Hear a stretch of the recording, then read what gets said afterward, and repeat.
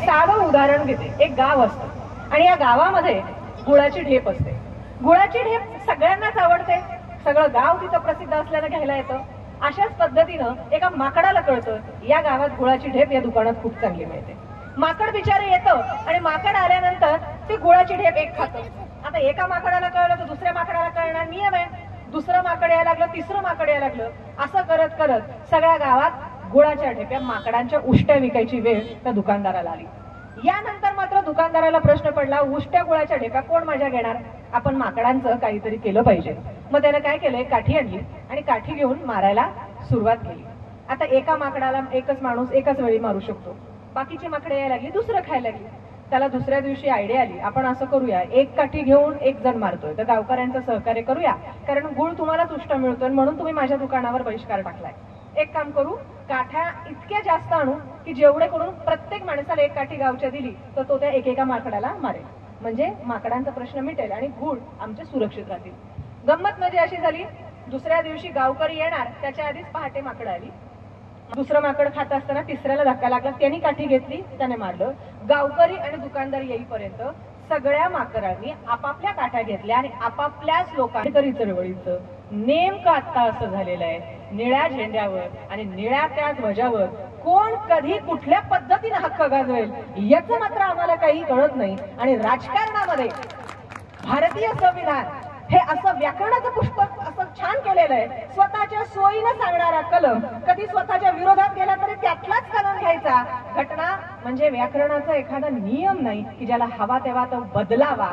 भारताची राज्यघटना आदरणीय डॉक्टर बाबासाहेब आंबेडकरांनी इतक्या सुंदर पद्धतीने लवचिक केलेली आहे की त्याच्यामध्ये वेळेनुसार काळानुसार बदल केले जातात आणि त्याच्यामुळे ती सगळ्यांना स्वीकारार्ह आहे. मात्र आमच्या देशामध्ये हिंदू मुस्लिम दंगल असेल, जाती जातीतले स्वतःतले आपापसातले वाद असतील, इतक्या छान पद्धतीने रक्तरंजित क्रांत्या ज्या बाबासाहेब आंबेडकरांनी नाही केल्या ते नीलक्रांती सर म्हणाले, पण त्याच्या पुढे बाबासाहेब आंबेडकरांच्या क्रांतीवर एक प्रश्न विचारला आणि तो प्रश्न असा होता की भाई चित्रे आणि आंबेडकर यांची चर्चा चालली होती आणि मग त्याच्यामध्ये गेल्या अर्धा कपाच्या अल्पावधीत अस्पृश्य वर्गाचा आचार विचारात जी आवश्यक आणि आश्चर्यकारक जागृती झाली तिची कारण काय असावी असा डॉक्टर बाबासाहेब आंबेडकरांना प्रश्न विचारला.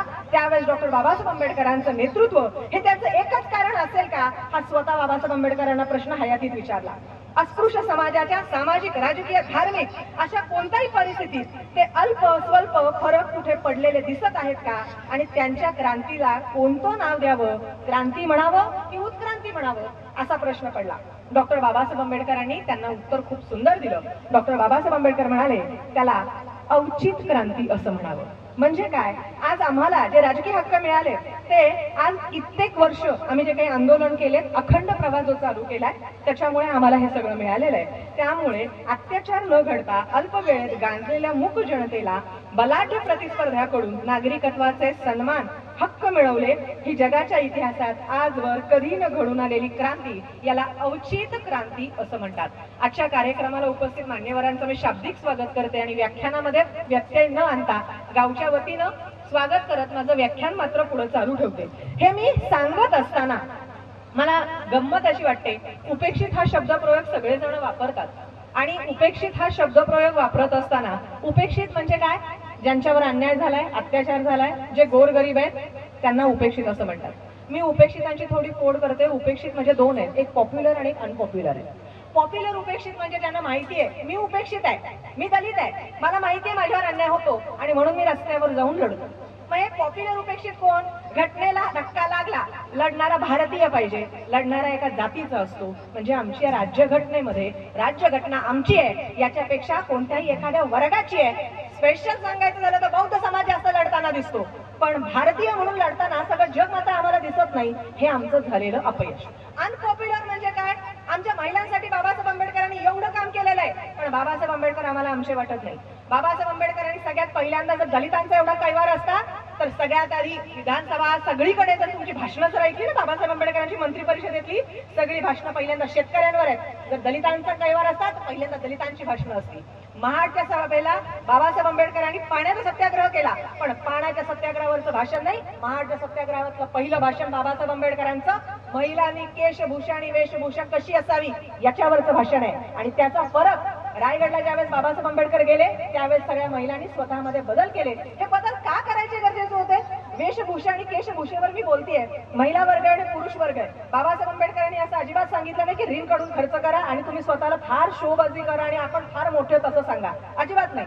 बाबासाहेब आंबेडकरांनी एवढंच सांगितलं, शिक्षणाने माणूस मोठा होतो, मात्र ते शिक्षण घेत असताना तुम्ही ज्या पद्धतीनं वागता, बोलता, शब्द प्रयोग करता, ज्या पद्धतीनं तुम्ही आहार विहार करता, ज्या पद्धतीनं तुम्ही दागिने घालता, त्या पद्धतीनं तुमची जात लक्षात येते. आणि ही जात जर आपल्याला दाखवायची असेल आपल्या दागिन्यातनं, आपल्या राहणीमानातनं, तर मात्र आपण कुठेतरी मागासलेले आहोत. आपण उच्चभ्रू असणारी स्त्री आणि सर्वसामान्य दलित असणारी स्त्री यांच्यामधली दरी जर कुणी बाप म्हणून कमी केली असेल तर इतिहासात डॉक्टर बाबासाहेब आंबेडकरांनी केली. आणि म्हणून बाबासाहेब आंबेडकरांनी समस्त महिला फक्त महिला आहेत आणि त्या दळलेल्या पिचलेल्या आहेत, त्याच्यामध्ये उच्चभ्रू वेगळी आणि दलित वेगळी ही कधीच केली नाही. आणि म्हणून हिंदू कोडबिल मांडताना बाबासाहेब आंबेडकरांची पोटतिडकी आम्हाला समजून घेणं गरजेचं आहे.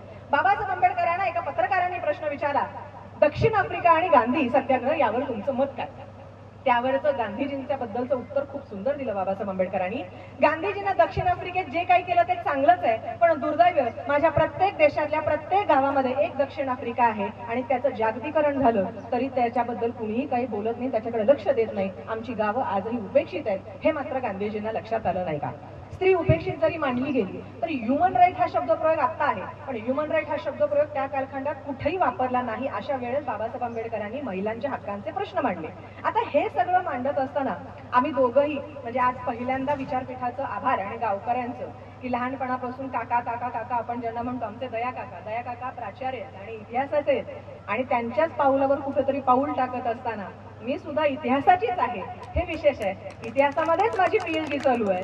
म्हणून थोडं सांगताना वैचारिकदृष्ट्या आपण बोलत असताना नवा जो इतिहासाचा प्रवाह आहे काका, सबाल्टर्न हिस्ट्री, या सबाल्टर्न हिस्ट्रीमध्ये इंग्लंडमध्ये उदयाला आलेला सबाल्टर्न हिस्ट्री 1966 मध्ये ब्रिटिश इतिहासकार E.P. थॉम्सन आणि टाइम्स या नियतकालामध्ये हिस्ट्री फ्रॉम डाऊन बिलो असा शब्दप्रयोग पहिल्यांदा केला गेला.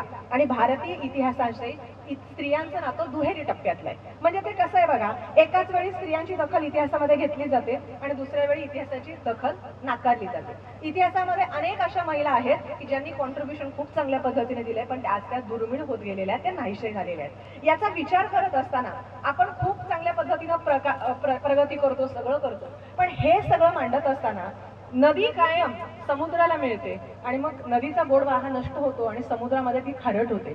आपण इतकी प्रगती करतो, इतका अभ्यास करतो, मात्र जिथून आपण आलोय समुद्राला भेटल्यानंतर नदी विसरून जाते आणि नदीला समुद्रामध्ये भेटल्यानंतर स्वतःचा अंश वेगळा ठेवता येत नाही. मला वाटतं अशाच पद्धतीनं अनेक विचार वेगवेगळे असले, गावचे जावई असू देत, गावची लेकरं असू देत, खूप चांगल्या पद्धतीने लेकीने सुद्धा प्रगती केली, पण तरी सुद्धा समुद्राकडे गेल्यानंतर पुन्हा नदीकडे येणं हे फार मोठं अवघड काम आजच्या संयोजकांनी केलं. त्याबद्दल संयोजकांचं मनपूर्वक आभार आणि टाळ्यांच्या गजरात त्यांचं स्वागत. डॉक्टर शर्मिला रेगे खूप सुंदर स्त्रीवादी लिहितात आणि त्या काय म्हणतात, दलित स्त्रीवाद, दलित चळवळीतील कार्यकर्ते आणि दलितेतर स्त्रीवाद. बघा पुन्हा शब्दप्रयोग वापरते, दलित स्त्रीवाद, दलित चळवळीतील कार्यकर्ते, दलितेतर स्त्रीवाद यांना एकत्र आणणारी भूमी जर कोणती असेल तर ती डॉक्टर बाबासाहेब आंबेडकरांच्या सिद्धांताची आहे. आणि म्हणून 18 पगड जातीची माणसं जिथे एकत्र येतात ती म्हणजे बाबासाहेब आंबेडकरांच्या चळवळीमध्ये येतात. आता हे सगळं सांगत असताना बाबासाहेब आंबेडकर हे इतरांपेक्षा वेगळे कसे, वैयक्तिक आयुष्यात सुद्धा बाबासाहेब आंबेडकर बोले तैसा चाले होते, हे सांगणं फार गरजेचं आहे. आणि हे सांगत असताना मला माता रमाई आणि त्यांच्याबद्दलचे काही संवाद तुम्हाला सांगणं गरजेचं वाटतं. तुम्ही म्हणाल आता रमाईंबद्दलचा विषय बाबासाहेब आंबेडकरांच्या मध्ये कसा काय आला? आता गंमत अशी आहे, बाबासाहेब आंबेडकर आणि रमाई समजून घेत असताना आम्ही फार मोठे होतो, पण 4 लोकांमध्ये आमच्या बाईला किंमत देत असताना पुरुषांचा आमचा युवक फार मध्ये होतो. ग्रामीण भागामध्ये बोलत असताना बाई म्हणजे काय, बाईला गुडघ्यात अक्कल आहे. मला वाटतं मी देशभर काम करते, महाराष्ट्रभर काम करते, माझी अक्कल गुडघ्यातच जर असते ना तर आज मी इथं नसते. जर मला काही कळतंय याचा अर्थ प्रत्येकीला काहीतरी कळतंय. सावित्रीबाई फुल्यांना जर म्हटले असते महात्मा फुले तुम्हाला काही कळत नाही, पहिली शिक्षिका झाली नसते, आज मी इथं नसते. रमाईंना जर म्हटले असते बाबासाहेब आंबेडकर तू अडाणी आहेस आणि एका अडाणी बाईशी 10वी पास असताना त्या काळातला पहिला मॅट्रिक आपल्यातला त्याने लग्न केलं, लग्नानंतर तुम्हाला शोभत नाही, आता मी देश विदेशात जाऊन डिग्र्या घेऊन आल्या, आता मला माझ्या बायकोची लाज वाटते, असं जर शब्दप्रयोग केले असते तर तुम्ही आणि आम्ही ज्या पद्धतीनं घरात संवाद साधतो त्याच्यावर कुठेतरी मला वाटतं आत्मपरीक्षण करणं गरजेचं आहे. पुरुषांना वाटेल गावची लेक आली आणि आमच्याबद्दल काय बोलते. मी तुमच्याबद्दल नाही बोलत आहे, मी इथं बसणाऱ्या प्रत्येकाबद्दल बोलतेय. त्याचं कारण असं, यात बसणारा एखादा कोणाचा तरी नवरा आहे, कोणाचा तरी भाऊ आहे, कोणाचा तरी लेक आहे, आणि त्याच्यामध्ये बाप म्हणून आपण आपल्या लेकीला प्रोटेक्ट करतो, पण बाप म्हणून आपण दुसऱ्याच्या लेकीला सुद्धा प्रोटेक्ट करायला पाहिजे. हे जर झालं तर येणाऱ्या कालखंडात बलात्कारांचं प्रमाण असेल किंवा स्त्री असुरक्षित आहे, हा मुद्दा बाबासाहेब आंबेडकरांपासून सगळ्यांनी जो मांडला समानतावादी धोरणाचा. बाबासाहेब आंबेडकरांनी सहचरणी सांगितली, आमच्याकडे गुलामी आली, आमच्याकडे गुलाम बायको लागते, बहीण आमच्याकडे गुलाम लागते. एखाद्याला जर घरी आल्यानंतर पाणी मागा बरं, पाणी आणताना पुरुष वर्ग कधी पाणी आणून देणार नाही. आमच्या बाईलाच सांगितलं जातं, बाईच पाणी आणून देते. मी असं म्हणत नाही की पुरुषांनीच आणून पाणी द्यायला पाहिजे, ही क्रांती एवढ्या लवकर होणारच नाही. पण माझं मत काय, कधीतरी आपण बाबासाहेब आंबेडकर आणि रमाई यांचे संवाद जर बघितले तर नवरा बायको म्हणून ते दोघं कसे राहत होते हे थोडं आजच्या कालखंडात समजून घेऊ. आणि बऱ्याच जणांना बाबासाहेब आंबेडकर सांगत असताना रमाईंचं कॉन्ट्रीब्युशन काय, सगळे संसार करतात तसा त्यांनी संसार केला, मग एवढं त्यांना महत्व का द्यायचं, असं अनेक लोक आमच्यावर टीका करतानाही दिसतात. त्याला एकमेव उत्तर सांगते. बऱ्याच जणांना रक्ताचे नातेवाईक म्हणजे फार जवळचे वाटतात. मला वाटतं वैचारिक नातेवाईक फार जवळचे असतात. रक्ताचं नातेवाईक रक्त आज आहे उद्या नाही, आणि रक्ताच्या नातेवाईकांमध्ये तुमची क्वालिटी उतरेल असं नाही. आणि म्हणूनच महात्मा फुलेंच्या निधनानंतर टिटवं हातात घेऊन वांजुटेपणाला काही असू दे, लोक काही म्हणू दे, पण यशवंताला हाताला घेऊन आगणी देणारी सावित्रीबाई फुले मला जास्त महत्वाची वाटते. आणि म्हणून रमाई बाबासाहेब आंबेडकरांचा एक संवाद सांगते. बाबासाहेब आंबेडकरांनी रमाईंना पत्र लिहिलं. अडाणी असणाऱ्या रमाई सुशिक्षित झाल्या, देव मानणाऱ्या सगळ्या धार्मिक वृत्ती करणाऱ्या रमाई नंतर बाबासाहेब आंबेडकरांच्या बरोबर भाषण करायला लागल्या. मला वाटतं येणाऱ्या कालखंडात एक स्नेहा गायकवाड इथं नाही बसली पाहिजे, स्टेज अपुरा पडला पाहिजे, आमच्या 50-60 महिला आमच्या तुमच्या बरोबर इथं बसल्या पाहिजे. आणि म्हणून रमाईंमध्ये असणारा जो कॉन्फिडन्स आहे तो बाबासाहेब आंबेडकरांनी कशा पद्धतीने टिकवला ते सांगणं गरजेचं आहे. बघा, रमाईंना काही कळत नसतं तर बाबासाहेब आंबेडकरांनी कार्यकर्त्यालाच पत्र लिहिली असती, रमाईंना पत्रच लिहिली नसती, हे माझं स्पष्ट मत आहे. पण ज्या बाईला काही ना काही कळतंय, आणि जी माझी बायको आहे हे बाबासाहेब आंबेडकरांसारख्या एवढ्या प्रगाढ पंडित व्यक्तीला कळतं, आणि म्हणून ते पत्र लिहितात. मी स्त्री मुक्तीसाठी आणि उन्नतीसाठी लढणारा योद्धा आहे. स्त्रियांची प्रतिष्ठा वाढवण्यासाठी आवश्यक जो संघर्ष आहे तो केला आणि करत आहे, याचा मला सार्थ अभिमान आहे. दुसरं, कोलंबिया विद्यापीठातून रमाईला पत्र लिहिलं. मी वनवेतून धावण्याची प्रतिज्ञा केली आहे. शर्यतीत जिंकलो तर या देशाला उजेडात उभा करीन, गुलामीची कंबर बांधील, आणि या लढाईत शत्रू जरी किती जरी आले तरी मला तुझी साथ हवी आहे. रमाईंना ते म्हणतात, मला तुझी साथ हवी आहे. येथे अस्पृश्यता नावाला सुद्धा नाही, त्यामुळे माझ्या मनात नवी शक्ती संचार करते. या शक्तीचं रूपांतर वादळात होईल, त्या वादळाच्या पाठीशी तुला उभं राहायचे रामू.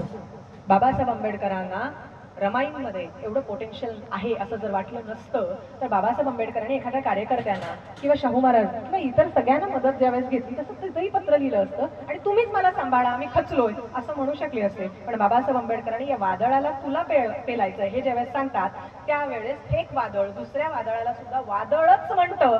एका वादळाला दुसऱ्या वादळानं सहन करणं आणि पाठीशी राहणं वाटतं तितकं सोपं नाही. आणि म्हणून रमाईंचं उत्तर बघा या पत्राला किती सुंदर दिलेलं आहे. व्हॉट्सअप, फेसबुक आणि ईमेलच्या जमान्यातलं आता आमचे संवाद इतके सुंदर असतात ना की घरातून 4 पावलावर गेलं नाही तर आमचा फोन असतो. मात्र रमाईन बाबासाहेब आंबेडकरांचा कालखंड याच्यासाठी आहे की नवरा बाहेर गेल्यानंतर जे टपाल जायचं ना ते लाल रंगाची पेटी असायची. रमाई त्याला पाया पडायच्या आणि पाया पडून हे पत्र माझ्या नवऱ्याला दे म्हणायच्या. आता तुम्ही म्हणाल हा तर अंधश्रद्धेचा भाग झाला, ही थोडी प्रॅक्टिकल काय असेल तर नाही, पण मला याच्यात कृतज्ञता वाटते. म्हणजे एक पत्र साधं पाठवलं तरी जाणार आहे, पण ते नेण्याचं माध्यम तो लाल डबा होता, आणि ते लाल डबा जर तो नसता तर माझ्या नवऱ्याचं पत्र मला तिकडे गेलं नसतं आणि आलं नसतं. इतकी कृतज्ञता आमच्याकडे. आज आम्ही एखाद्याचा पेन घेतला तरी त्याला थँक्यू म्हणायला, काय पेन तर घेतलाय, आपलंच आहे, सगळंच आपलं आहे, मग आपलं कर्तव्य का नाही आपलं? जर आपलं आहे ना तर घ्यायचं शिकताय ना, द्यायचं पण चळवळीला कुठंतरी शिकलं पाहिजे. आणि म्हणून रमाईंचं उत्तर ऐका. आमची चिंता सोडा, तुम्ही तुमची काळजी घ्या, मी सांभाळीन सगळं, कष्टाची चिंता नाही, तुम्ही शिकावं, मोठं व्हावं ही कामना आहे. आपण पत्रात खूप गोष्टी लिहिल्यात, मी तुमच्या पाठीशी उभी राहील, वाटेल ते कष्ट करेल, मागे हटणार नाही, तुम्ही काळजी आमची करू नका, मला तुमची काळजी जास्त वाटते, वेळेवर जेवण करा. रमाई नवऱ्याला सर्वसामान्य स्त्री जशी सगळं सांगितल्यानंतर एक असतं की तुम्ही तुमची काळजी करा, तसंच त्याही सांगतात. दुसरं, रमेश गेला. आता बऱ्यापैकी आपल्याकडे चळवळीला काम करत असताना असे अनेक आहेत की ज्यांना कार्यकर्ता नवरा पाहिजे अशी आमच्याकडे स्थळ दिसणार नाही. कार्यकर्ता सून पाहिजे, आम्हाला नाही चालणार, आम्हाला बायको कानाच्या वरती चालणार नाही, आणि कार्यकर्ता नवरा तर चुकून चालणार नाही, पण आम्ही चळवळ टिकवली पाहिजे. आदरणीय प्रकाश आंबेडकर खूप सुंदर म्हणतात, आमच्या गावातला कार्यकर्ता जो मारला तो सुशिक्षित वर्गानं मारला. आता हे कसं काय मारला बरं? पे बॅक टू सोसायटी सुशिक्षित वर्गानं केली नाही. कारण गावाकडचा कार्यकर्ता आमची वर्गणीकडून जयंती करतो, त्याचाच क्लासमेट कुठंतरी क्लास 1 झालेला अधिकारी असतो. गावात तो परत आल्यानंतर मात्र त्याला फार वाटतं की अरे, गावातले म्हणतात अरे तू किती वर्ष जयंती करतोय, कार्यक्रम करतोय, तिथंच आहे, पण तुझा मित्र बघ तो तिकडे गेला. आमचा कार्यकर्ता एक दिवस खचून खचून खचून खजील होतो, शहरामध्ये पुन्हा जातो, गाव सोडतो आणि पुन्हा सर्वसामान्यांसारखं नोकरी करून जगायला लागतो. सांगण्याचं तात्पर्य, हाडाचा कार्यकर्ता गावात तयार झालेला पे बॅक टू सोसायटी झालं नाही म्हणून संपायला लागला. या मताशी मी सहमत आहे. आणि म्हणून रमेश गेल्यानंतर एखाद्या कार्यकर्त्याच्या घरी काय संवाद असतील आणि इथं काय आहे ते मला तुम्हाला सांगायचंय. रमेश गेल्यानंतर आपल्याला रमेश सोडून गेला, त्याच्या आजाराचा मुद्दाम तुम्हाला कळवलं नाही, तुमच्या अभ्यासात गुंतलेल्या मनाला झळ पोचू नये म्हणून. पण तुम्हाला एवढीच विनंती आहे, हे दुःख तुम्ही माझ्यावर सोपवा. तुम्ही तुमच्या अभ्यासात अडथळा येऊ नका, जेवणाची आबाळ होऊ देऊ नका, तब्येतीची काळजी घ्या, मी इकडं सारं सांभाळते. ज्या रमेश बद्दल दोघं नवरा बायको बोलताय ते त्या दोघांचा पोटचा गोळा आहे आणि त्याच्याबद्दल बायको नवऱ्याचं सांत्वन करते, मुलगा गेलाय पण तुम्ही तुमची काळजी घ्या. किती मोठं मन असेल रमाईंचं हे इथं समजून घ्या. आणि बाबासाहेब आंबेडकरांचं या पत्राला एका ओळीत उत्तर आलं. त्यांचं उत्तर असं होतं, बाळा, तुझ्या या बापाला न भेटताच गेला. आज आपल्याकडे अनेक दुःख आहेत आणि या दुःखांवर मात करत असताना आपलं अख्खं आयुष्य त्या दुःखातनं मात करत निघताना जातं. बाबासाहेब आंबेडकरांना वैयक्तिक किती अडचणी होत्या, किती दुःख होती, पण त्यांनी सगळ्या समाजाचा आणि देशाचा विचार केला. असे बाबासाहेब आंबेडकर आज जर आपल्या सगळ्यांना आपण मानत असू तर त्यांच्या जयंती ते पुण्यतिथीवर फक्त बाबासाहेब आंबेडकरांचा विजयोत्सव असं म्हणून हक्क गाजवण्यापेक्षा आपण बाबासाहेब आंबेडकरांच्या विचारातला एक एक तरी गुण आपल्यामध्ये घेता येईल का हे आपण बघूया. गंगाधराच्या आजारपणातलं पत्र आणि त्याला दिलेलं उत्तर खूप सुंदर आहे. गंगाधर विषयी ऐकून वाईट वाटलं, तुझा अभ्यास चालला आहे, रमाई सुशिक्षित आहेत, रमाई लिहितात वाचतात आणि रमाईंना बाबासाहेब आंबेडकरांनी शिकवलंय. आणि सासरा असणारे सुभेदार रमाईंना माझ्या मुलानं तुला काय शिकवलं याची उजळणी करून ते पुस्तक वाचताना दिसतात. आज आमच्याकडे असे सासरे आहेत का की आमच्या सुनेनं खूप शिकावं म्हणून नवऱ्याला विरोध करून, समाजाला विरोध करून सपोर्ट करतात. बाबासाहेब आंबेडकरांनी सुद्धा सगळ्यांचा विरोध पत्करला पण रमाईंना शिकवलं. आणि म्हणून अभ्यासाची चौकशी करत असताना ही फार आनंदाची गोष्ट आहे, पैशा संबंधानं तजवीज करत आहे. मी अन्नास मोताज झालो आहे तेव्हा माझ्याजवळ पाठविण्यास काही नाही, तरी पण तुमचा बंदोबस्त मी करत आहे. वेळ जर आला तर तुझे पैसे तुला संपले असतील तर तुझे दागिने मोडून खा, मी आल्यावर तुझे दागिने तुला करून देईल. तुला पैसे पोचल्यानंतर मंजुळेला एक आणि लक्ष्मीच्या आईला एक एक लुगडं दे. हे पत्र वाचताना मात्र रमाईंच्या आईचा काळजाचा थळकाप झाला, कारण माझा नवरा एक एक रुपयाला मोताज झालाय आणि तरी तो आमची काळजी करतो आणि आम्हाला पैसे पाठवण्याची भाषा करतो. मला सांगा, बाबासाहेब आंबेडकरांकडे पैसे नाही, एवढे कार्यकर्ते होते. बाबासाहेब आंबेडकरांनी एखाद्या कार्यकर्त्याला म्हटलं असतं मी शिक्षणाला गेलोय, माझ्या घरची काळजी घ्या, चाललं नसतं का? कुणी कार्यकर्त्यांनी पैसे पाठवले असते? एवढे कार्यकर्ते आमच्याकडे तयार आहेत आणि हाडाचे आहेत, एवढे कमिटेड कार्यकर्ते आहेत. पण बाबासाहेब आंबेडकरांनी हे केलं नाही, दागिने मोडून खा एवढा स्वाभिमान सांगितलेला आहे. आणि हेच दागिने नंतर रमाईंचे आणि त्यांची जाऊ लक्ष्मीबाईचे दागिने सेम होते सोन्याचे. बाबासाहेब आंबेडकरांनी त्यांच्या लक्ष्मीबाईंचे नाही घेतलेले, पण रमाईंचे दागिने राजगृह बांधताना मोडलेले जे दागिने आहेत ते रमाईंचे दागिने आहेत. सांगण्याचं तात्पर्य, सोनं आज 1 लाखाच्या वर गेलेलं आहे, पण आमच्याकडे आमच्या नवऱ्यानं आज 1 तोळा जरी नाही दिला तर नवऱ्याचा घाम काढणाऱ्या बायकांनी सुद्धा आता कुठंतरी आत्मपरीक्षण केलं पाहिजे. सोन्याला महत्व द्यायचं का सोन्यासारख्या विचारांना महत्व द्यायचं का सोन्यासारखं शिक्षण घेऊन आपली लेकरं घडवायची? नाही त्या गोष्टीत आपण मन गुंतवून ठेवण्यापेक्षा हे अप अँड डाऊन आर्थिकतेचे सामाजिकतेचे होत राहणार, पण आपण मात्र स्वतःमध्ये बदल केले पाहिजे. आता हे सगळं सांगत असताना बाबासाहेब आंबेडकरांचा कार्यकर्ता हा किती चांगल्या पद्धतीनं काम करत होता हे सांगते आणि आपली रजा घेते. बाबासाहेब आंबेडकरांचा कार्यकर्ता हा खूप चांगल्या पद्धतीनं काम करतो, प्रत्येकाला माहितीये. चित्तोबा कांबळे हे असाच एक कार्यकर्ता होता. कायम बाबासाहेब आंबेडकरांकडे यायचा आणि म्हणायचा मला काहीतरी काम द्या, मी तुम्हाला मदत करतो. चित्तोबा कांबळे असाच येऊन काम करत असताना बाबासाहेब आंबेडकरांनी त्याला कधीच काम नाही सांगितलं. दरवाजा लावायचे आणि अभ्यास करायचे. एक दिवस मात्र चित्तोबा कांबळेला दरवाजा उघडला आणि बाबासाहेब आंबेडकरांनी कागद दिला आणि सांगितलं हे घेऊन ये. चित्तोबा अवश्य शिक्षित. चित्तोबाला वाटलं साहेबांना रोज म्हणतोय काम द्या, माझ्या लायकीचं कामच नाही असं त्यांना वाटत असेल, त्यांनी दिलंच नाही. आज कधीच्या काळी त्यांनी मला काम दिलंय, आता मात्र मी त्यांचं काम करणार. चित्तोबा घेतो आणि पहिल्यांदा निघतो. मग चित्तोबाला वाटतं ह्या दुकानात जाऊन हे घ्यायला सांगितलंय, पण कार्यकर्ता आमचा आजही गरीब आहे तेव्हाही गरीब आहे. कार्यकर्त्याकडे पैसेच नसतात, चित्तोबाकडे पैसे नसतात. चित्तोबा निघाला तेव्हा चित्तोबाला वाटतं चला आज टीसी नाही मिळाला तर बरं होईल, रेल्वेने तर जायचंय, पण आपण जे म्हणतो ना जे व्हायला नाही पाहिजे ते त्याच दिवशी नेमकं तेच होतं. चित्तोबा गाडीत बसतो आणि बसल्यानंतर नेमकं चित्तोबाला पकडायला टीसी येतो. टीसीने पकडल्यानंतर मात्र चित्तोबाकडे पैसे नाहीत म्हणल्यानंतर चित्तोबाला शिव्या गाळ सगळं होतं, अपमान होतो. चित्तोबाला रेल्वेतनं खाली उतरवलं जातं, ती रेल्वे निघून जाते. चित्तोबा हातापाया पडतो आणि म्हणतो, मला आत्ता सोडा, उद्या मी याच वेळेस येऊ. ही दंडाची जी रक्कम आहे ती आणि आता जे काही तुमचं जे असेल ते सगळं उद्या देतो, पण आत्ता मला जाऊ द्या. मला टीसी म्हणतो मला की मी वेडा वाटलो, खुळा वाटलो रे तुला, तू आज तिकीट काढून जाऊ नाही शकला, प्रवास नाही करू शकला, उद्या तू तिकीट पण देणार, दंड पण देणार, अरे कसं हे शक्य आहे? त्यामुळे हा खोटं बोलतो याची झाडाझडती घ्या सांगितलं जातं. त्याची झाडाझडती घेतली जाते. सगळीकडून खिशामध्ये एकही रुपये मिळत नाही, पण एक कागद मात्र मिळतो. तो कागद वाचल्यानंतर मात्र टीसीचे डोळे भरतात आणि टीसी रडायला लागतो. टीसी रडायला लागल्यानंतर मात्र त्याला वाटतं बाबासाहेब आंबेडकर किती समजूतदार आहेत. बाबासाहेब आंबेडकरांना आधीच कळलं होतं माझ्याकडे पैसे नाहीत आणि त्यांनी लिहिलं असेल, कदाचित त्याला पकडलं तर सोडून द्या, म्हणून तो म्हणतो याच्यात लिहिलंय का मला सोडून द्या म्हणून.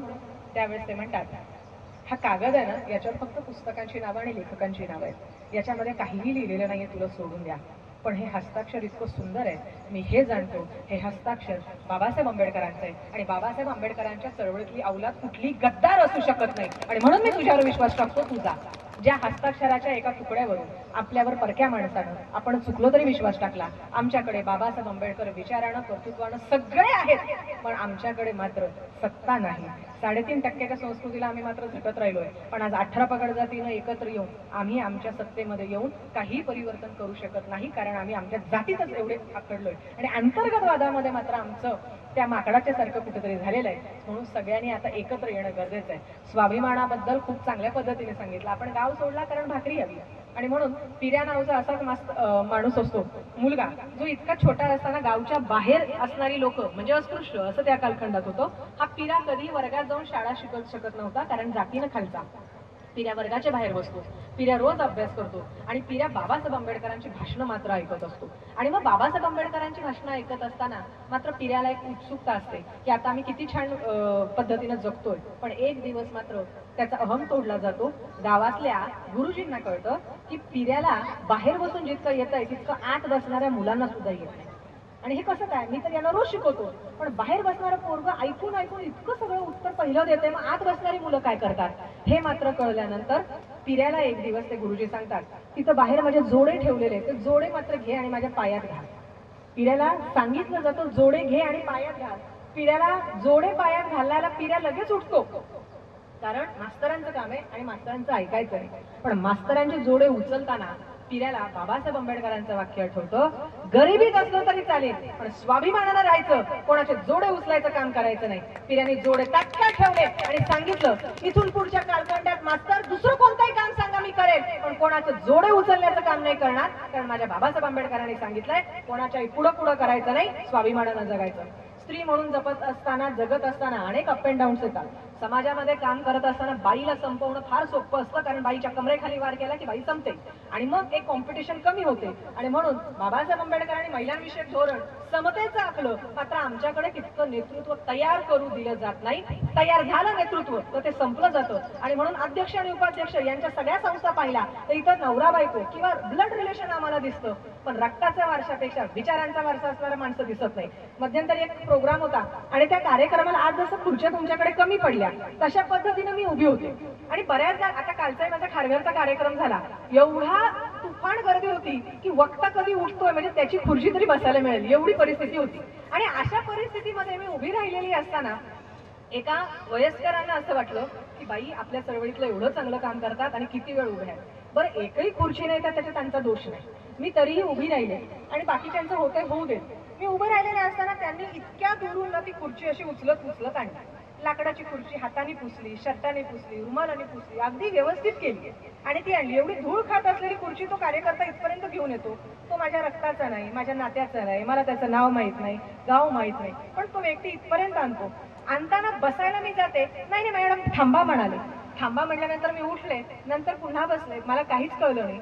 बसायच्या ठिकाणी खिळा होता आणि तो खिळा मला लागू नये म्हणून त्यांनी स्वतःहून तो खिळा काढायला गेले तर त्या कार्यकर्त्याला लागलं आणि रक्त पडलं. मला वाटतं मी बसावी ही त्यांची तळमळ करायला ते माझ्या रक्ताचे नव्हते, पण ते आंबेडकरी चळवळीतले होते. त्यांचं सांडलेलं रक्त मला रक्ताच्या नातेवाईकाचे वारसदार असणाऱ्यापेक्षा 40-40, 50-50, 60-60 वर्ष जे कार्यकर्ते आहेत ना काम केलेले, ते जास्त महत्वाचे वाटतात. येणाऱ्या कालखंडात नेता मोठा असून चालणार नाही, कार्यकर्ता मोठा झाला पाहिजे. आणि कार्यकर्ता जोपर्यंत मोठा होत नाही तोपर्यंत कोणताच पक्ष घ्या तुमचा टिकणार नाही. कारण आमच्याकडे घराणेशाही आली आहे आणि लोकशाहीच्या बद्दल आम्ही भाषण करतो, लोकशाहीला प्रमोट करतोय आणि एकीकडे घराणेशाहीला सुद्धा प्रमोट करतोय. म्हणजे विरोधाभासात्मक राजकारण चाललेलं आहे. हे जर थांबवायचं असेल तर आपण बाबासाहेब आंबेडकर बोले तैसा चाले कसे होते हे बघा. Pakistan for partition of India रमाईंना त्यांनी ग्रंथ अर्पण केला. What Congress and Gandhi have done to the untouchable या अर्पण पत्रिकेत 2F फॅनी प्रेझिडेंट ही त्यांची एक मैत्रीण होती. आपली स्त्री आणि पुरुषाची मैत्री इतकी पापदायक असते की एक बाई दुसऱ्या पुरुषाशी बोलली म्हणजे काहीतरी वेगळं आहे. पण बाबासाहेब आंबेडकरांना वाईट वेळात मदत करणारी मैत्रीण, त्या मैत्रिणीला बाबासाहेब आंबेडकर वैचारिक मैत्रीण म्हणून, निर्मळ सदाचाराची मैत्रीण म्हणून बघतात आणि तो ग्रंथ अर्पण करतात जगजाहीर. हे एवढं मोठं बाबासाहेब आंबेडकरांचं कार्य. बाबासाहेब आंबेडकरांची दुसरी बायको शारदा कबीर म्हणजेच माईसाहेब आपण ज्यांना म्हणतो, तर बऱ्याच जणांना कवी लेखलं जातं. पण त्यांच्याबद्दलचं मत काय आहे तर बाबासाहेब आंबेडकर म्हणतात आपली 2 शरीरं पण आपण एक आहोत. तुला शारीरिक मानसिक कोणताही त्रास झालेला मला आवडणार नाही. हे मला बाबासाहेब आंबेडकरांचं वाक्य फार महत्वाचं आहे. समता सैनिक दलाच्या माध्यमातून चळवळीमध्ये खूप चांगल्या पद्धतीनं काम केलं. आज जयंती साजरा करत असताना मराठवाडा असू दे सगळीकडे जयंतीची पद्धत वेगवेगळी आहे. आपल्या गावची पद्धत मला वेगळी दिसली आणि ती मला आवडली. पण समता सैनिक दलाच्या काळात अंधश्रद्धेला बळी न जाता, निर्णय न घेता, क्षमता असं सगळं जे वातावरण होतं, बाबासाहेब आंबेडकरांनी बाईला निर्णय क्षमता कशी घ्यायची ते शिकवलं. आंबेडकरी चळवळीत बाई म्हणजे काय होती पूर्वीच्या कालखंडात, तर बाबासाहेब आंबेडकर येण्याच्या कालखंडात बाईला कधीही कुणी काही विचारलेलं नाही. मात्र बाबासाहेब आंबेडकरांनी आंबेडकरी चळवळीत बाई बंड करू शकते, बाईला स्वतःची मत आहेत हे निर्णय घेण्याची ताकद समता सैनिक दलाच्या माध्यमातून दिली. आणि म्हणून बायकांनी सगळ्या गावकऱ्यांमध्ये दारूचे जेवढे अड्डे होते ना, ते दारूचे अड्डे गावगामध्ये जर कुणी मोडले असतील तर समता सैनिक दलाच्या बायकांनी मोडलेले आहेत. कारण आमचा नवरा दारू पिऊन येतो, आमची लेकरं दारू पिऊन येतात आणि आमची घरं उद्ध्वस्त करतात. मग काय केलं पाहिजे, जो दारू विकतो ना त्याचे अड्डे आधी पहिल्यांदा आपण फोडले पाहिजे. कारण नवरा सुधारत नाही म्हणून किती दिवस बोंबा मारायच्या, शेवटी अड्डे बंद झाले पाहिजे. हे त्या कालखंडातलं मला फार महत्वाचं वाटतं. दुसरी गोष्ट, आपण गावात आहोत, गावात अनेक समस्या असू शकतात ज्या आम्हाला माहिती पण नसतील. पण बाबासाहेब आंबेडकरांनी लवकर लग्न करू नका हे सांगितलेलं आहे. ते मी तुम्हाला याच्यासाठी सांगते की तुम्ही म्हणाल गावात आलाय मॅडम काय शिकवताय, असं नाहीये. लवकर लग्न करू नका, कारण याचा अर्थ आहे की मुलीला पायावर आधी सक्षम करा. आज लग्नानंतर नवऱ्याचा मार खाण्यासाठी तुम्ही तुमच्या लेकी घडवत नाहीत. त्यामुळे पूर्वीचा कालखंड होता एक गाल दिला तर दुसरा गाल. तुम्ही साधा विचार करा, 100 रुपये एकाचे एकमेकांना दिल्यावर तुम्ही किती वेळा मागता? 500 रुपये दिले तरी मी 500 रुपये दिले बरं का, तुम्हाला परत द्यायचे. तुम्ही तुमच्या काळजाचा तुकडा ज्या मुलीला आयुष्यभर तुम्ही वाढवता ती लोकांकडे देता आणि तिला जर चपलीच्या एक ठिकाणी जर माणूस समोरचा ठेवत असेल तर तुमच्या मुलीनं 2 पायावर गेलेलं 4 खांद्यावर यावं ही मन आता बदलूया. आणि आमच्या मुलीनं सक्षम झालं पाहिजे. जावई सक्षम नसला तरी चालेल, पण आमची लेक सक्षम घेऊन आमचं घर ती चालवू शकते आणि लेक माहेर सासर दोन्ही जपू शकते. म्हणून गावची लेक म्हणून मी ग्रामीण भागातला विचार थोडा बदलावा आणि गावकात महिलेला, मुलीला एक थोडा आभाळ मोकळं द्या. मुलींचं आमचं कसं होतं माहितीये का, लहानपणी आम्ही आई वडिलांच्या ठिकाणी असतो, नंतर भाऊ आम्हाला कंट्रोल करतो, नंतर नवरा, नंतर लेकरं. आणि याच्यामध्ये समजा कोरोना कालखंडात जर पाहिलं तर सगळ्यात जास्त पुरुषांचं जेव्हा निधन झालं सगळ्यात जबाबदाऱ्या बायकांवर आल्या. आयुष्यभर आम्हाला निर्णय घ्यायला शिकवलं नाही आणि नवरा गेल्यानंतर तुम्ही निर्णय घ्या म्हणता. तुमचीच लेकरं, तुमचेच आई वडील मागं राहिलेले, ती बाई कशी काय तुमची सावरेल ज्या बाईला तुम्ही निर्णयच कधी घेऊ दिला नाही. म्हणून तुमच्याच कालखंडात जिवंत असताना निर्णय चुकले तुम्ही बरोबर करू शकता, निर्णय बरोबर आहेत का नाही सांगू शकता. खड्ड्यात पडलेल्या लेकरांना आणि तुमच्या बायकोला निर्णय चुकला म्हणून आधार देऊ शकता. तुम्ही नसताना सगळी भावकी फक्त बघत असते मजा. आणि त्याच्यामुळे आधी पंख छटायचे आणि नाच म्हणायचं आणि मग पायात पैंजण घालवायचं आणि उड म्हणायचं. अशा पद्धतीनं विरोधाभासाची भूमिका बाईबद्दल घेतली जाते. म्हणून मी सांगेन, बापानं आणि जगातल्या घरातल्या पुरुषानं एवढं मोठं आभाळ आपल्या लेकरांना कळावं की स्वप्न बघत असताना आपल्या खिशात पैसा नाही, याच्यापेक्षाही आपण किती छान स्वप्न बघितली पाहिजे हे सगळ्यांना कळलं पाहिजे. जाता जाता फक्त महिला परिषदा आज जशा आहेत बाबासाहेब आंबेडकरांनी घेतल्या तशा तुमच्या गावात सुद्धा घेतल्या जातात. आणि विपश्यना आणि इतकी चांगली कामं धार्मिक सुद्धा केली जातात आणि राजकीय सामाजिक सुद्धा कामं केली जातात. बाबासाहेब आंबेडकरांना या सगळ्या मागचा हेतू महिलांचं सबलीकरण होता. आणि म्हणून महिला परिषदेला बाबासाहेब आंबेडकर साधं जेवण जगताना दिसतात. आणि काळाराम मंदिराच्या सत्याग्रहामध्ये 12 महिलांना अटक झालेली आहे हे सांगणं याच्यासाठी गरजेचं आहे. काळाराम मंदिराचा नाशिकचा जो सत्याग्रह झाला त्याच्यामध्ये एक अस्पृश्य महिला येत होती आणि अस्पृश्य महिला येत असताना सत्याग्रहातल्या त्या भटजींना कळलं की सत्याग्रह बाहेर चालू आहे, पण जी ओपनच्या लोकांमध्ये जी बाई आतमध्ये येते मंदिरात ही अस्पृश्य आहे आणि ही मंदिरात येते, आता मंदिर बाटवेल. घाई घाईत का होईना आणि त्या पुढाऱ्यानं तिला नको त्या ठिकाणी हात लागला गेला आणि ढकललं. बघा, घाई घाईत का होईना अनावधानानं तिला नको त्या ठिकाणी हात लागला आणि ढकललं गेलं. मंदिर बाटेल, तू पहिली बाहेर जा म्हणून त्या पुजाऱ्यानं सांगितलं. ती बाई खाली पडली काळाराम मंदिराच्या सत्याग्रहामध्ये, पण बाई उठली आणि उठल्यानंतर मात्र 2 मिनिटं तिने विचार तात्काळ केला. बाबासाहेब आंबेडकरांनी सांगितलंय स्वाभिमानानं जगा आणि आपली इज्जत जपा. तिनं हे नाही विचार केला मी नवऱ्याला विचारू का, आमच्या ह्यांना विचारू का, लेकरांना विचारू का, मग डिसिजन घेते आता मला ढकललंय पाडले. तात्काळ तिने कानाखाली त्या पुजाऱ्याच्या मारली आणि दुसऱ्या दिवशी त्या कालखंडात न्यूज पेपरचं टायटल होतं, अस्पृश्य महिलेने स्पृश्य असणाऱ्या पुजाऱ्याला मारलं, आता पुजारी स्पृश्य ठरायचा का अस्पृश्य ठरायचा. अशा आर्टिकल खाली त्या महिलेचं कौतुक करण्यात आलं. सांगण्याचं तात्पर्य, बाबासाहेब आंबेडकरांनी डिसिजन मेकिंग शिकवलं, आम्ही मात्र डिसिजन मेकिंग शिकवत नाही, आम्ही मात्र त्यांना दाबतोय. आणि हे सांगत असताना महिलांचं योगदान तर खूप आहे, पण महिलांचं योगदान सांगत असताना बाबासाहेब आंबेडकरांच्या चळवळीतल्या ज्या महिला आहेत त्यांच्यावर काही आरोप झालेले सांगते. शांताबाई भालेराव, लक्ष्मीबाई काकडे, बेबीताई कांबळे, चंद्रिकाबाई रामटेके, गीताबाई भगत, भिक्षुणी चंद्रशिला यांची इतिहासातली नोंद आपण डावलून चालणार नाही. बेबीताई म्हणतात, मारहाण भांडण रडारड रोजच असायचं, कारण नवरा म्हणतो बाबासाहेब आंबेडकरांबरोबर चळवळीत काम करते. शांताबाई भालेराव म्हणतात, पतीशी पटलंच नाही माझं, कारण नवरा म्हणायचा गृहिणी बायको मला हवी होती, तू आंबेडकरी चळवळीतली आहे. मला वाटतं कशा पद्धतीने बायकांना बघितलं जातं. चंद्रिका रामटेके म्हणतात, माझा नवरा म्हणायचा नवरे करायला जातेस म्हणून तुला मला नांदवायचं नाहीये. सांगण्याचं तात्पर्य, ज्या बाबासाहेब आंबेडकरांनी आपल्या सगळ्यांसाठी काम केलं त्याच बाबासाहेब आंबेडकरांच्या चळवळीमध्ये काम करत असताना कशा पद्धतीने वागवलं गेलं. जयंती तुम्ही आम्ही सगळेजण साजरा करतो, पण ही जयंती साजरा करण्याचा हेतू काय होता? इतिहासामध्ये डॉक्टर बाबासाहेब आंबेडकर असे जगातले पहिले आहेत की ज्यांचा जिवंत असताना वाढदिवस हा शब्दप्रयोग नाही तर जयंती हा शब्दप्रयोग वापरून वाढदिवस साजरा केला. बाबासाहेब आंबेडकर हयातीत असताना जयंती महिनोन महिने चालू असायची आणि मग या जयंतीचं स्वरूप वेगवेगळं असायचं. कुणी गाणी म्हणायचं, कुणी भाषणं करायची. बरं, ही सगळी पुरुष मंडळी करायची, याच्यामध्ये महिला कुठं नसायच्या. पण मग परिवर्तन असं झालं, बाबासाहेब आंबेडकरांच्या विचारानं प्रेरित महिलांना थोडं फ्रीडम त्या कालखंडात मिळालं आणि बाबासाहेब आंबेडकरांची जयंती म्हणून आपण स्वागत गीत गायलं पाहिजे असं महिलांना पहिल्यांदा वाटलं. मग महिला बाबासाहेब आंबेडकरांवर स्वागत गीत गायला लागल्या. बाबासाहेब आंबेडकरांचा वाढदिवस झाला त्याच्यानंतर मग थोडं आपण भाषण करूया अशी संधी मिळत गेली आणि नंतर महिला भाषणं करून लागल्या. आणि म्हणून बाबासाहेब आंबेडकरांच्या चळवळीमधलं जर योगदान पाहिलं तर जिवंत माणसाचा जसा वाढदिवस होतो तसं बाबासाहेब आंबेडकरांची जयंती झाली हे सांगणं ह्याच्यासाठी गरजेचं आहे. आता तलवार घेऊन केक कापणारे आणि इन्स्टा आणि फेसबुकला व्हायरल करणारे तर खूप जण तुम्हाला मिळतील, त्यांच्यासाठी हा निरोप आहे की बाबासाहेब आंबेडकर जिवंत असताना त्यांची जयंती होते आणि तुम्ही कितीही भाईगिरीमध्ये असलात तरी तुमचा वाढदिवस होतो जो 12ला 1 मिनिटात तुम्ही रस्ता सगळा ब्लॉक करता आणि तलवार घेऊन केक कापता आणि पोलीस प्रशासनाच्या डोक्याला सुद्धा नंतर एक ताप देता आणि सगळे कायदे मोडकी जाणता. आपण इतके मोठे नाहीत की आपला वाढदिवस एवढूसा केक आणि एवढी मोठी तलवार घेऊन कापावी. बाबासाहेब आंबेडकरांचा वाढदिवस केक कापण्याचा नव्हता, विचारांचा होता आणि म्हणून तो महिनोन महिने जागर आहे. म्हणून आज 14 एप्रिलची जयंती तुमच्या गावचं वैशिष्ट्य 27 तारखेला केली जाते, म्हणजे महिनोन महिने ग्रामीण भागापर्यंत जयंती चालते. हे बाबासाहेब आंबेडकरांची तळमळ आपण लक्षात घेतली तर चांदगावच्या नाशिक येथे आजच्या स्थितीत स्त्रियांचं कर्तव्य हा परिसंवाद महिलांनी त्या कालखंडात घेतला. राधाबाई जाधव, सावित्रीबाई जाधव, चांगुणाबाई जाधव, राईबाई जाधव आणि गजरा गांगुर्डे या महिलांनी त्या कालखंडात सहभाग घेतला. मुंबईमध्ये वडाळ्याची कचरापट्टी होती.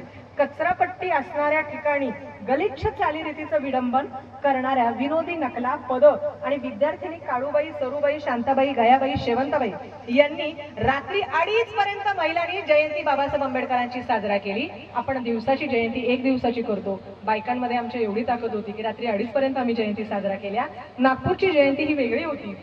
राधाबाई कांबळे, सखुबाई मेश्राम, अंजनीबाई देशभरतार, सत्यभामा पाटील आणि दळवीबाई तायडे यांची भाषणं झाली आणि या काळात जयंतीद्वारे एक क्रांतिकारी बदल होत गेला. महिलांचा आत्मविश्वास वाढला, गाण्यातलं महिला गाणं गात बोलू लागल्या. हे सगळं सांगत असताना आपल्याकडे ओपनची लोक सुद्धा खूप आहेत आणि या ओपनच्या लोकांचा सपोर्ट असल्याशिवाय बाबासाहेब आंबेडकरांच्या कालखंडात सुद्धा काम झालं नाही आणि आत्ताही झालं नाही हे समजून घेतलं पाहिजे. माकणी गाव हे फार प्रसिद्ध आहे आणि या गावचे सरपंच आणि त्यांना कायम सपोर्ट करणारे स्वातीताई, विठ्ठल साठे आणि विठ्ठल साठे सर यांचंही कौतुक मला वाटतं, कारण ते ज्या पद्धतीनं काम करतात.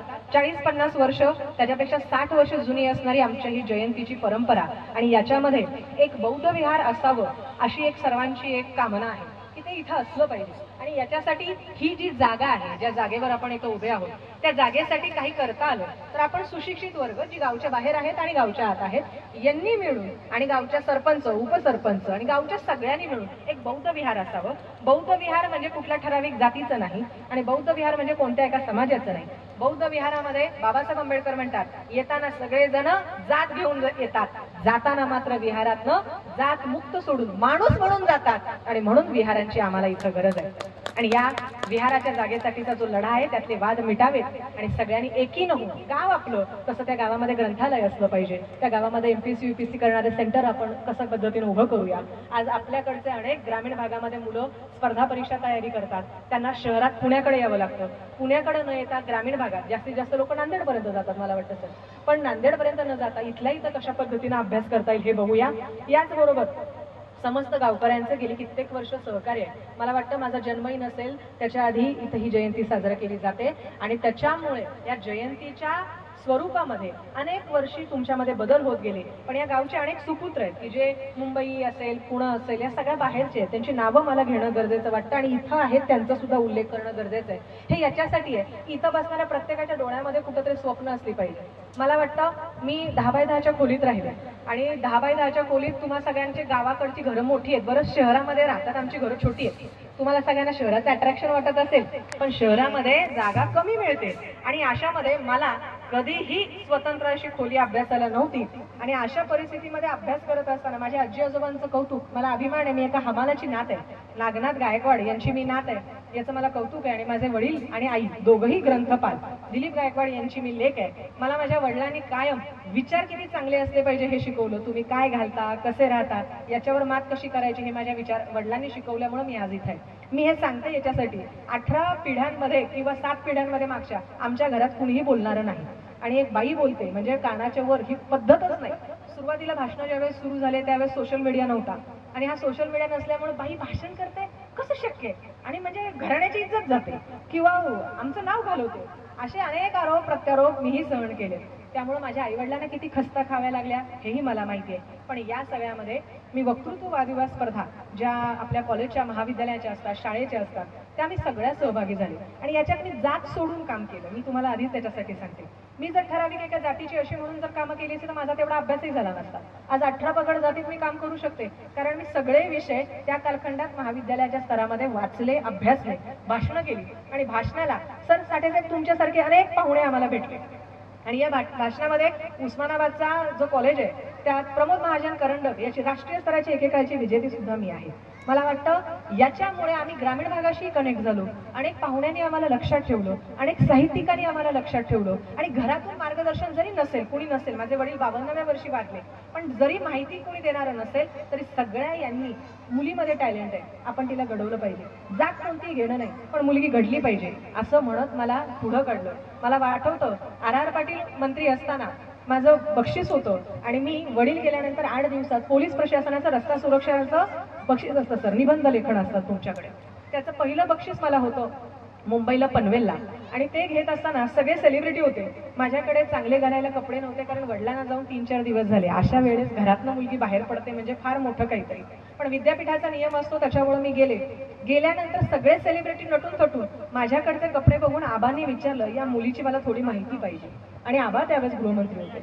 आबांनी माहिती काढली, माहिती काढल्यानंतर वडील गेलेत कळलं, आणि विजेती हीच मुलगी आहे. मलाही कल्पना नव्हती एवढा सगळा क्राऊड ज्या मुलीची वाट बघत होता ती मुलगी मी आहे. पण नंतर मला बक्षीस मिळालं, पण आबांनी एक बक्षिसाची रक्कम जाहीर केली आणि आबा विसरून गेले. नंतर आबा मंत्रिपदावर नव्हते, पण नंतर मी एका भाषणामध्ये बोलून गेले की पोलीस प्रशासनानं असं असं केलं, आणि मला बक्षीसही दिलं नाही. तोपर्यंत माझं BA कंप्लीट झालं होतं, MA ला गेले होते. मात्र आबांनी मला महाविद्यालय सोडल्यानंतर शोधून काढलं, आणि पुण्यामध्ये पोलीस प्रशासनाच्या हस्ते सत्कार करून ती अमाऊंट माझ्यापर्यंत पोहोचवली. पोलीस प्रशासन आहे म्हणून कौतुक करते असं नाही, मला घडवण्यामध्ये पोलीस प्रशासनाचा प्रचंड मोठा वाटा आहे. हडवलं सापडलं विभाग असेल, पोलीस चौकीचं उद्घाटन असेल, पोलिसांच्या मुलाखती असतील, बदल्या असतील, या सगळ्यांची कार्यक्रम महाविद्यालयाच्या काळात आम्ही केली. आणि गंमत म्हणजे अनेक ठिकाणी बोलताना मी पोलिसांना बघितल्यावर घाबरायचे असते, पण मला पोळ सर आमच्याकडे पुण्याला होते त्यावेळेस पोळ सर म्हणाले, पोलिसांच्या वर्दीला बघून घाबरशील तर संपशील, वर्दीतल्या माणसाला बघशील तर तू आयुष्यात पुढे जाशील. मी वर्दीतल्या माणसाला सलाम केला आणि म्हणून आज महाराष्ट्रभर माझ्या कामामध्ये काम करत असताना विश्वास नगरे पाटील आदरणीय असतील, सगळ्यांनी मला मदत केली. हे सांगते याच्यासाठी, हे कुणीही माझ्या जातीचे नव्हते, माझ्या नात्यातले नव्हते ना माझा आणि यांचा काही संबंध होता, पण यांनी मला घडवलं. मी हे तुमच्यासाठी याच्यासाठी सांगते, आपलं आपलं असा कम्फर्ट झोन थोडा सोडूया आणि सगळ्यांना एकत्र घेऊन पुढे जाऊया. माधव गायकवाड जे आपल्या सगळ्यांना परिचित आहेत, बेबीनंदा जाधव जज आहेत सोलापूरला, डॉक्टर दयानंद गायकवाड जे आमचे काका आहेत, आता ज्यांचा उल्लेख केला, आदिती तटकरे यांच्या हस्ते त्यांना उत्कृष्ट प्राचार्यांचा नुकताच पुरस्कार मिळाला. टाळ्यांच्या गजरात. कमलाकर गायकवाड काकांचेच मोठे भाऊ आणि पुणे विद्यापीठामध्ये त्या कालखंडात काम करणारे आमचे कमलाकर काका हे पहिले आहेत की ज्या पुणे विद्यापीठामध्ये आपल्याला गेल्यानंतर माणसं आणि प्राध्यापक गायडन्स करताना 10 वेळा विचार करतात, उभं करायचं का नाही. आणि ग्रामीण भागातला एखादा विद्यार्थी जर स्लीपर घालून आला, फाटके कपडे घालून आला, त्याला किती किंमत देऊन प्राध्यापक उभं करेल याची शक्यता फार फार कमी आहे. पण अशा विद्यापीठात पहिले ग्रंथपाल असणारे कमलाकर काका आणि नॅशनल लेवलला ग्रंथपाल म्हणून ज्यांनी काम केलं असे आमचे माधव गायकवाड काका. अमोल जाधव मंत्रालयामध्ये काम करतात. आता ज्यांचं भाषण खूप सुंदर तुम्ही सुरुवातीला ऐकलं असं ॲडव्होकेट जयराज जाधव सर औसा येथे, त्यांचं सुद्धा काम खूप सुंदर आहे. आणि मुंबईमध्ये समाजभूषण पुरस्कार त्यांना मुख्यमंत्र्याच्या हस्ते मिळाला, त्यांना पण एक जोरदार टाळ्यांच्या गजरात स्वागत करू. नंतर विजयकुमार कांबळे ग्रंथपाल आहेत आणि विजयकुमार कांबळे सरांबद्दल मला विशेष आहे, ग्रंथपाल म्हणून काम करत असताना ज्या कालखंडात वंदना घेणं हे बेसिक आहे की मुलांना धार्मिक संस्कार आपले आले पाहिजे, पण माकणी गावामध्ये सगळ्यांना धार्मिक संस्कार देत त्यांना भूकंप ज्यावेळेस आपला किल्लारीचा झाला त्याच्यानंतर सगळी पिढी घडवण्याचं श्रेय त्यांना आहे. जोरदार टाळ्यांच्या गजरात आपण त्यांना शुभेच्छा देऊ आणि आभार मानूया. मला वाटतं कधी आपल्याला कोणी अवॉर्ड देईल असं नाहीये, पण आपल्यासाठी आज आपल्या गावकऱ्यांनी सन्मान करणं ह्याच्यापेक्षा मोठा अवॉर्ड नाही.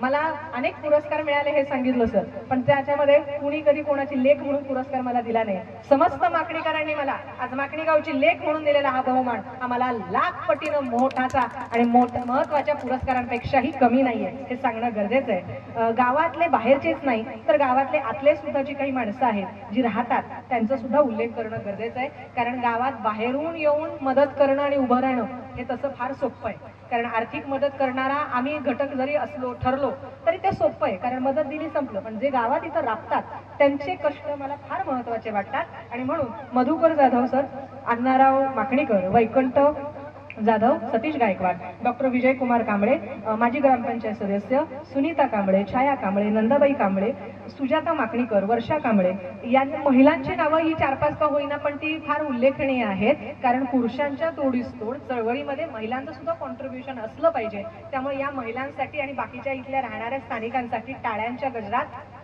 स्वागत, शुभेच्छा. कारण तुम्ही आहात म्हणून चळवळ इथं टिकते आणि तुम्ही आहात म्हणून गावकऱ्यांमध्ये कुठेतरी तुम्ही आमचा वाटा पोहोचवू शकता. आम्ही कधीतरी आल्यानंतर फक्त उपस्थिती दाखवू शकतो, पण येणाऱ्या कालखंडात महाराष्ट्रभर देशभर काम करत असताना मी स्वतः जिथे जिथे माझ्या वडिलांनी जबाबदारी घेतली असती ते हयात नाही आहे आणि माझं गायकवाड कुटुंब सगळे अगदी चांगले उच्च शिक्षित आहेत, पण जिथे जिथे वाटा आमचा तुम्हाला गरजेचा असेल तिथे तिथे मला एक फोन केला तरी माझं योगदान इथून पुढच्या कालखंडात माकणीकरांसाठी हक्कानं लेख म्हणून कायम असेल. तुमच्या या जागेच्या वकिलांच्या प्रश्नासाठी सुद्धा वकिली कामापासून कायदेशीर कामापर्यंत सगळी मदत करेन, म्हणून मी तुम्हाला इथं आश्वासन देते आणि मला इथं बोलवलं त्याबद्दल आभार व्यक्त करते. खरं तर ज्यांच्याकडे आपण घडलो, बोललो, राहिलो, वाढलो त्याच ठिकाणी येऊन बोलणं तसं वाटतं तेवढं सोपं नाही, ते अवघड आहे. कारण खूप अनुभवाचे पावसाळे पाहिलेले आहेत. ही कालची पोरगी आम्हाला काय सांगणार, हा एक ॲटिट्यूड असतो. तो ॲटिट्यूड थोडा बाजूला ठेवला आणि तुमची लेख म्हणून मला ऐकलं त्याबद्दल तुमचा आभार. मला बोलण्याची संधी दिल्याबद्दल सगळ्यांचे आभार. समस्त माकणीकरांचं कौतुक आणि गावातल्या काम करणाऱ्यांचं. कोणाचं प्रत्यक्ष नाव राहिलं असेल तर काही राग म्हणून घेऊ नका, कारण मला इथली नसल्यानं माहिती नसेल, पण त्या सगळ्यांचं कौतुक मानते आणि थांबते. जय भीम, जय जय.